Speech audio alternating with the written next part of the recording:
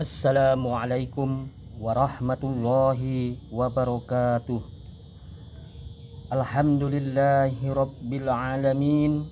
Wassalatu wassalamu ala asrafil anbiya'i wal mursalin wa ala alihi wa ashabihi rasulillahi ajmain. Allahumma sholli ala sayyidina Muhammad wa ala ali sayyidina Muhammad.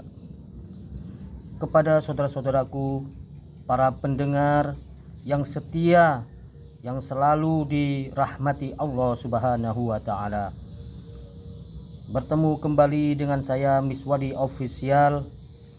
Pada konten hari ini, Miswadi Official ingin berbagi cerita tentang kisah Nabi Yusuf alaihi salam. Yusuf adalah putra Nabi Yakub. Di antara 12 orang anak Yakub, Yusuf dan Bunyaminlah yang paling dicintai. Hal ini menimbulkan iri hati saudara-saudaranya yang lain. Yusuf wajahnya sangat tampan, lebih tampan daripada saudara-saudaranya yang lain. Bentuk tubuhnya sangat bagus, terlebih setelah ibunya Rahil meninggal dunia, maka ia makin disayangi oleh ayahnya. Pada suatu malam ia bermimpi. Ia melihat 11 bintang bulan dan matahari bersujud kepadanya. Esok harinya ia ceritakan hal itu kepada ayahnya. 11 bintang adalah saudara-saudaramu, matahari adalah ayahmu, bulan adalah ibumu. Semua akan menghormatimu.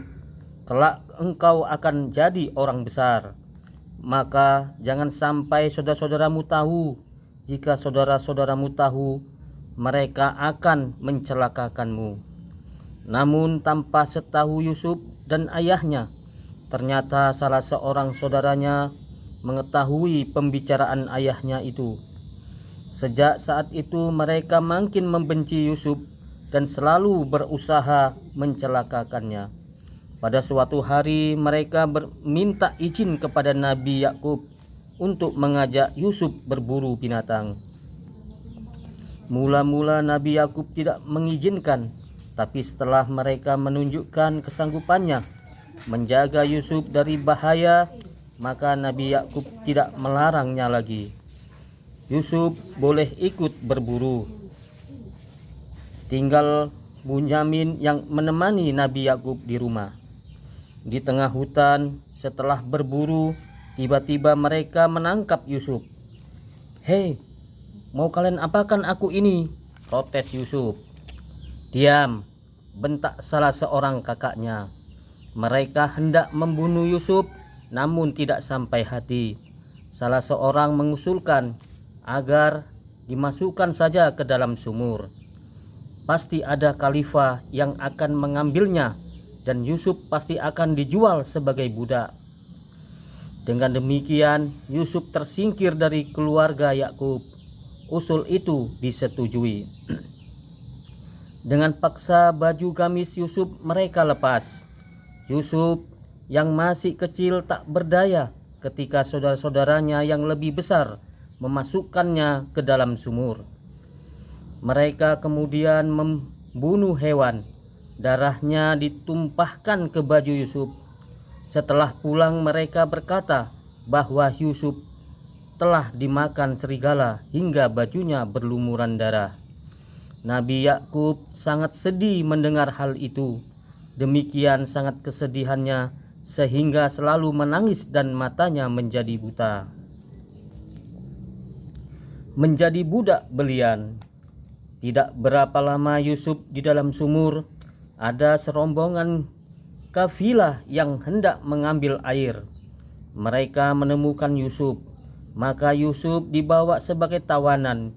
Mereka akan menjualnya di negeri Mesir. Sampai di Mesir, Yusuf benar-benar dijual sebagai budak. Pembelinya seorang menteri kerajaan bernama Kitfir. Kemudian menteri tersebut menyerahkan Yusuf kepada istrinya yaitu Julaiha. Kitfir dan Julaiha tidak mempunyai anak. Mereka bermaksud menjadikan Yusuf sebagai anak angkatnya. Kini Yusuf hidup di lingkungan istana kerajaan Mesir. Makin lama makin tampaklah bahwa Yusuf seorang pemuda yang tampan lagi cerdas. Julaiha kemudian mengangkatnya sebagai kepala pelayan di istana. Julaiha tergoda ketampanan Yusuf. Sebagai pemuda yang tampan dan rahmah, Yusuf telah menarik perhatian Julaiha. Bukan sebagai ibu dan anak, Julaiha tertarik kepada Yusuf sebagai seorang wanita kepada lelaki dewasa. Pada suatu hari, di saat suaminya pergi, Julaiha mengenakan pakaian yang terbaik. Bau parfum tersebar di seluruh tubuhnya. Ia menghampiri Yusuf di kamarnya.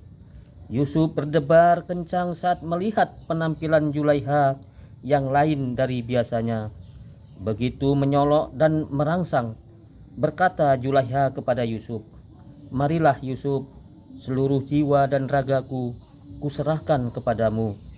Yusuf hampir saja tergoda, namun ia segera ingat kepada Tuhan. Ia pun berkata, "Aku berlindung kepada Allah dari perbuatan maksiat ini. Bagaimanakah aku akan melakukan perbuatan ini, sedang suamimu adalah tuanku yang telah memuliakan dan membuat baik kepadaku. Adalah tidak patut jika suatu kebaikan dibalas dengan penghinaan. Akan tetapi hati dan pikiran Julaiha telah dikuasai nafsu dan tergoda bujukan iblis. Ia tak menghiraukan peringatan Yusuf. Yusuf, desah Julaiha sambil menghambur dan memeluk Yusuf erat-erat. Tidak seorang pun melihat kita, tidak ada yang mengetahui perbuatan kita. Allah mengetahuinya, jawab Yusuf sambil memberontak melepaskan diri. Buru-buru ia melarikan diri dari dalam kamar. Julaiha mengejar dan berhasil memegang baju belakang Yusuf. Ia berharap Yusuf akan berhenti dan mau melayaninya. Tapi Yusuf terus berlari sehingga bajunya robek di bagian belakang. Di saat demikian tiba-tiba Kitfir datang. Julaiha segera menghampiri suaminya dan berkata, "Yusuf hendak memaksaku melakukan perbuatan mesum." "Tidak," sahut Yusuf, "dialah yang memaksa saya untuk melakukan perbuatan keji itu." Terjadilah saling tuduh menuduh.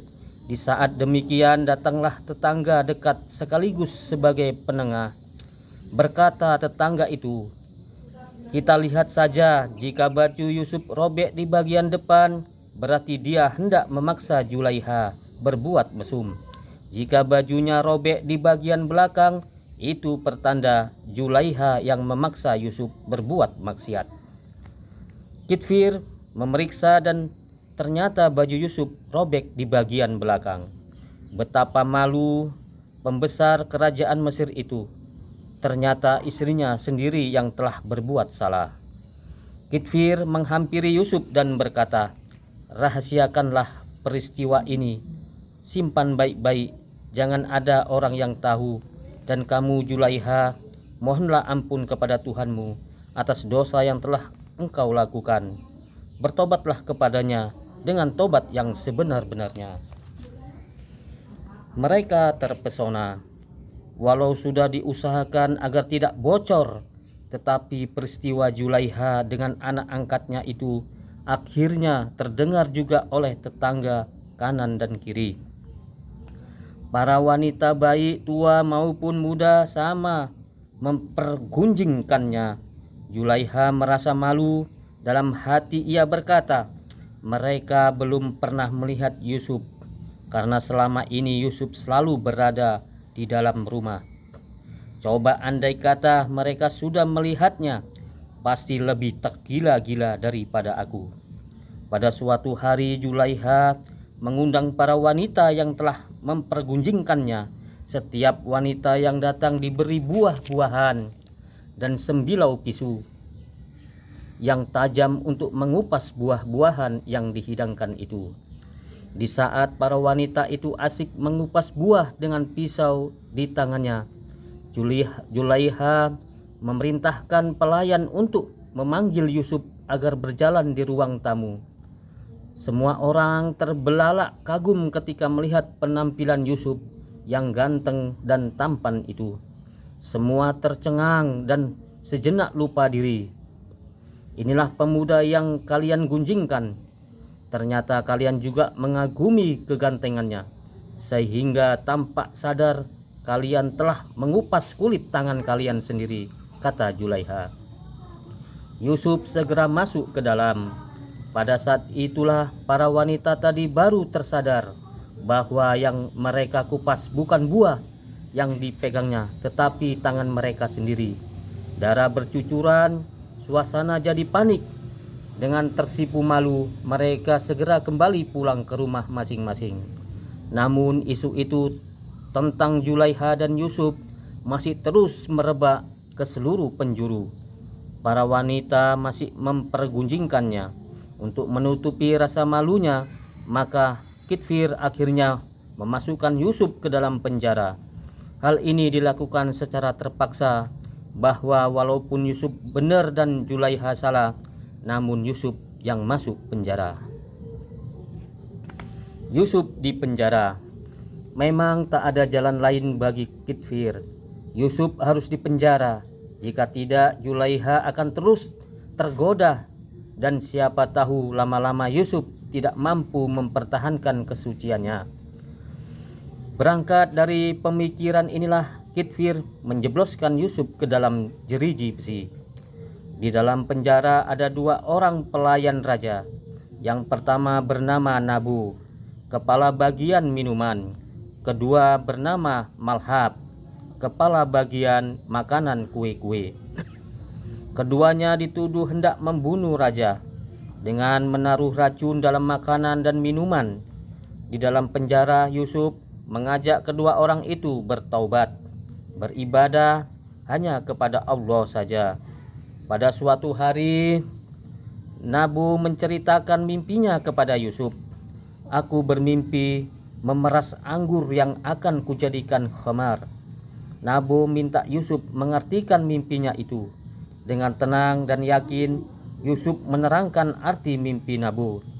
Bergembiralah kau Nabu, sebentar lagi kau akan dibebaskan dari penjara. Kau akan diterima lagi sebagai kepala bagian minuman raja, karena tuduhan terhadapmu tidak terbukti. Malhab menceritakan mimpinya dan minta Yusuf mengartikannya. Aku telah bermimpi membawa kue di atas kepalaku. Ketika itulah seekor burung datang memakan kue itu.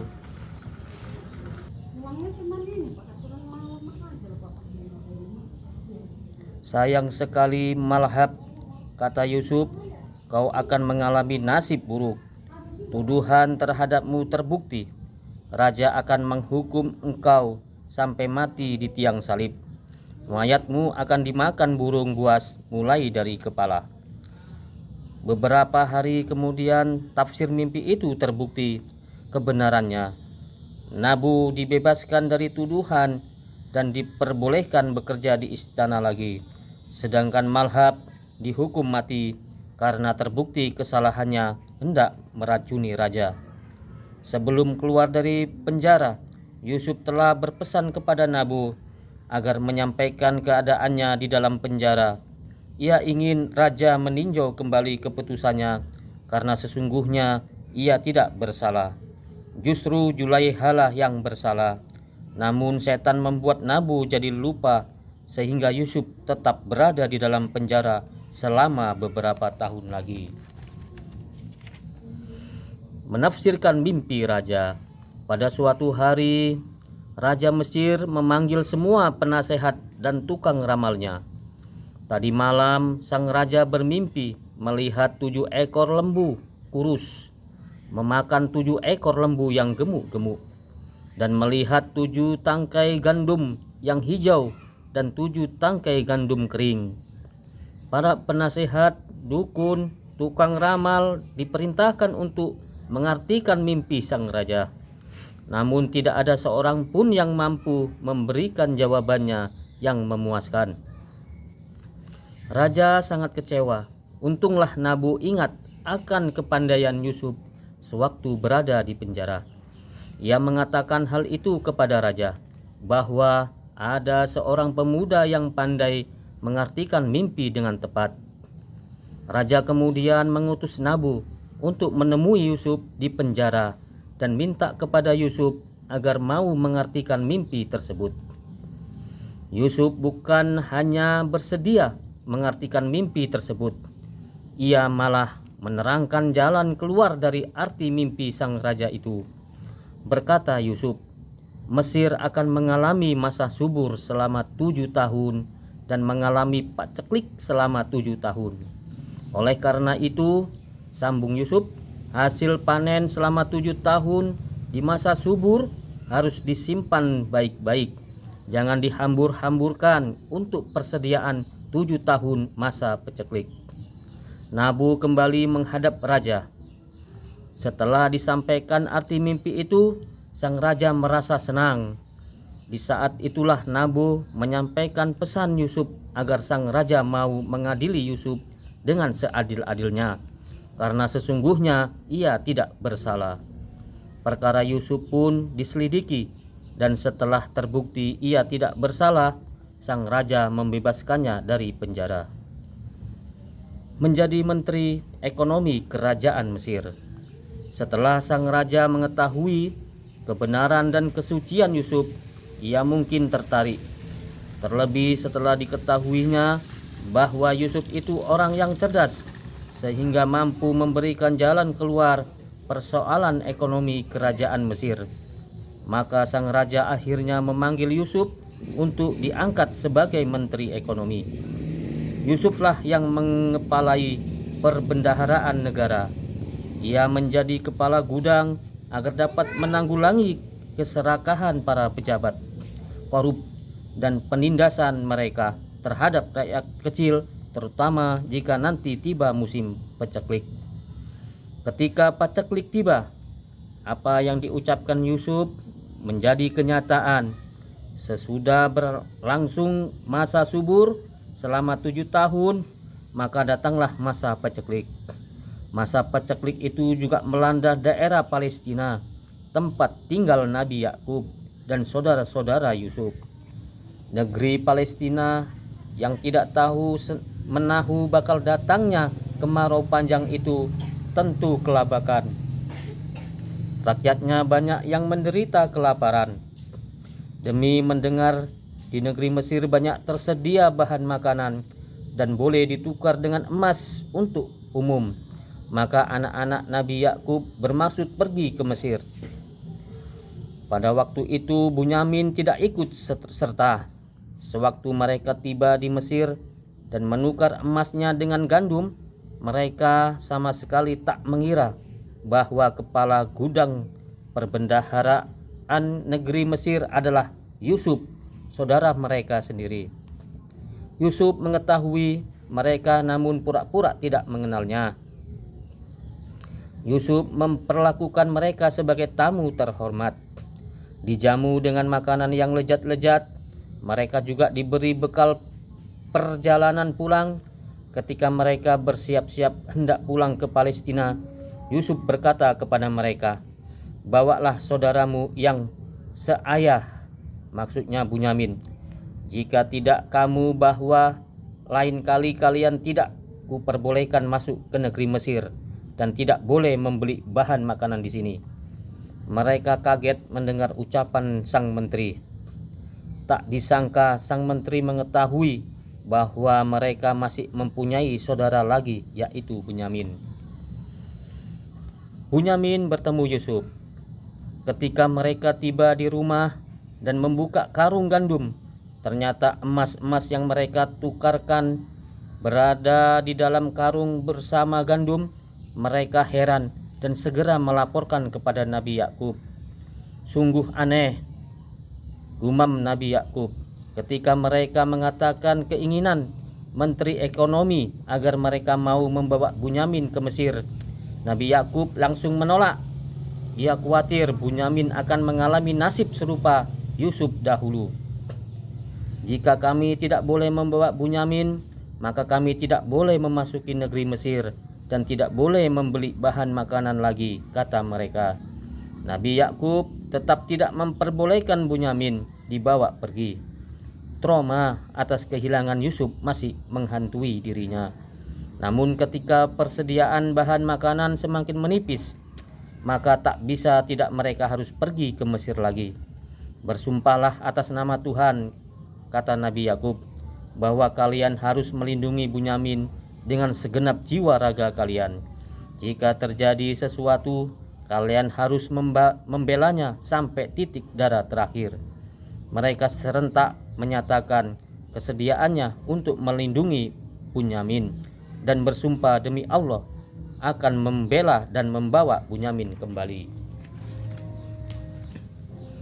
Demikianlah untuk kali yang kedua mereka pergi ke Mesir. Yusuf sebenarnya tak kuat menahan diri begitu melihat saudara-saudaranya datang membawa Bunyamin. Ia ingin segera memeluk Bunyamin erat-erat karena sudah lama tidak bertemu dengan adik kandungnya itu. Namun sementara ia tidak ingin saudara-saudaranya yang lain tahu bahwa ia adalah Yusuf yang pernah mereka masukkan ke dalam sumur. Ia mencari cara agar Bunyamin dapat tinggal di istana, tidak ikut pulang ke Palestina. Yusuf kemudian meletakkan piala raja yang terbuat dari emas di karung Bunyamin.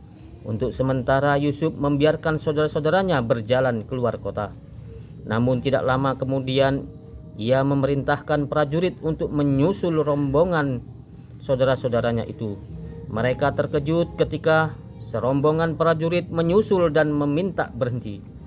"Raja, kami kehilangan piala yang terbuat dari emas.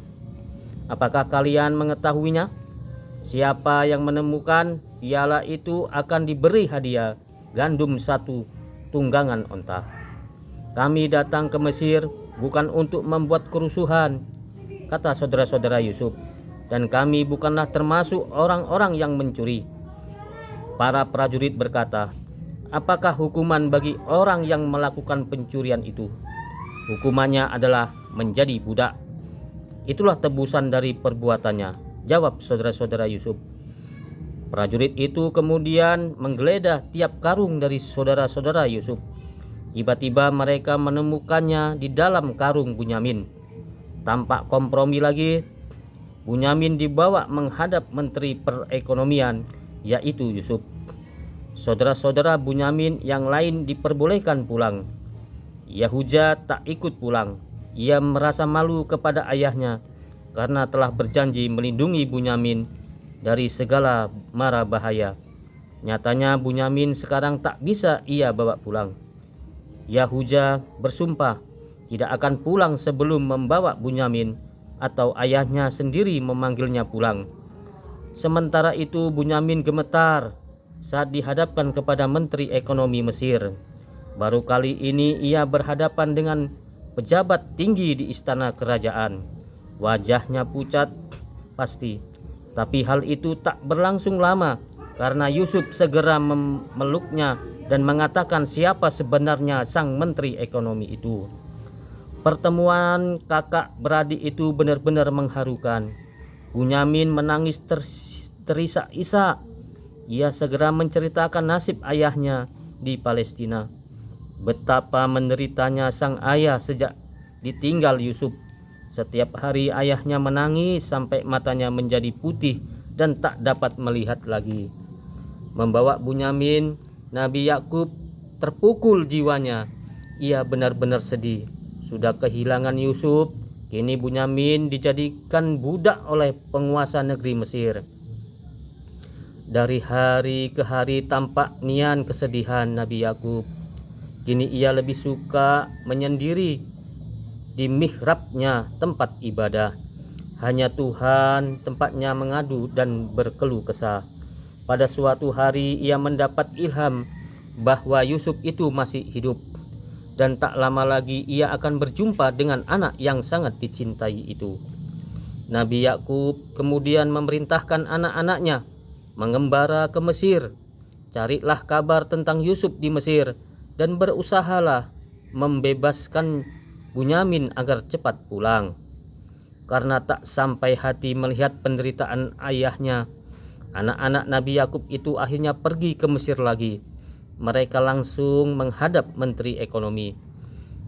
Di samping hendak minta bantuan bahan makanan, mereka juga meminta agar penguasa Mesir mau membebaskan Bunyamin. Ayah kami sangat bersedih sejak kehilangan Yusuf. Terlebih setelah Bunyamin juga tak dapat kembali pulang. Kami benar-benar mengharap belas kasih Paduka agar mau membebaskan Bunyamin, sehingga dapat mengurangi penderitaan ayah kami. Akhirnya Yusuf tak sampai hati mendengar penuturan saudara-saudaranya tentang ayahnya yang menderita. Sambil tersenyum, ia berkata, "Masih ingatkah kalian kepada saudaramu Yusuf yang kalian lemparkan ke dalam sumur tanpa belas kasih? Kalian meninggalkannya seorang diri seperti barang yang tak berharga. Tak kalian hiraukan ratap tangisnya, dan kalian terus saja pulang tanpa merasa bersalah." Mendengar ucapan sang menteri, mereka terkejut. Bagaimana menteri itu bisa mengetahui perkara rahasia yang tak pernah mereka bocorkan? Mereka saling pandang. Perlahan-lahan mereka mengamati wajah sang menteri. Senyumnya, wajahnya, bentuk tubuhnya, dari atas hingga bawah, dan akhirnya hampir berbareng mereka berucap, "Engkau Yusuf." "Benarlah," jawab Yusuf. "Akulah Yusuf, dan inilah adikku Bunyamin. Allah dengan rahmatnya telah mengakhiri penderitaanku dari ujian berat yang telah kualami. Dan dengan rahmatnya pula kami dikaruniai rezeki berlimpah ruah dan penghidupan yang sejahtera. Demikianlah barang siapa yang bersabar, bertakwa dan bertawakal tidaklah akan luput dari pahala dan ganjarannya." Saudara-saudara Yusuf gemetar mendengar pengakuan itu. Terbayang kembali perbuatan mereka saat memasukkan Yusuf ke dalam sumur. Mereka khawatir bila Yusuf membalas dendam. Tetapi ternyata Yusuf bukanlah seorang pendendam. Mereka dimaafkan. Yusuf kemudian mengambil baju gamisnya dan diserahkan kepada saudara-saudaranya. "Usapkanlah baju ini pada kedua belah mata ayah. Insya Allah beliau dapat melihat kembali. Kemudian ajaklah ayah dan ibu ke Mesir secepatnya. Aku sudah tak sabar untuk bertemu." Demikianlah setelah mereka datang di Palestina, baju gamis Yusuf segera diusapkan kedua belah mata ayahnya. Atas kehendak Allah, Nabi Yakub yang buta bisa melihat kembali. Nabi Yakub dan keluarganya kemudian pindah ke Mesir, memenuhi permintaan Yusuf. Ini lengkaplah sudah kebahagiaan Yusuf karena dapat berkumpul dengan seluruh keluarganya. Yusuf menaikkan ayah dan ibu tirinya ke singgasananya. Apa yang pernah diimpikannya dulu sekarang menjadi nyata. Saudara-saudara pendengar yang dimuliakan Allah, hanya ini cerita singkat tentang kisah Nabi Yusuf alaihi salam. Jika ada kesalahan, kami meminta maaf kepada saudara-saudaraku sekalian, dan kepada Allah kami meminta ampun. Kami mohon mudah-mudahan apa yang telah kami sampaikan ini bermanfaat bagi kita semua, dan kami akhiri. Assalamualaikum warahmatullahi wabarakatuh.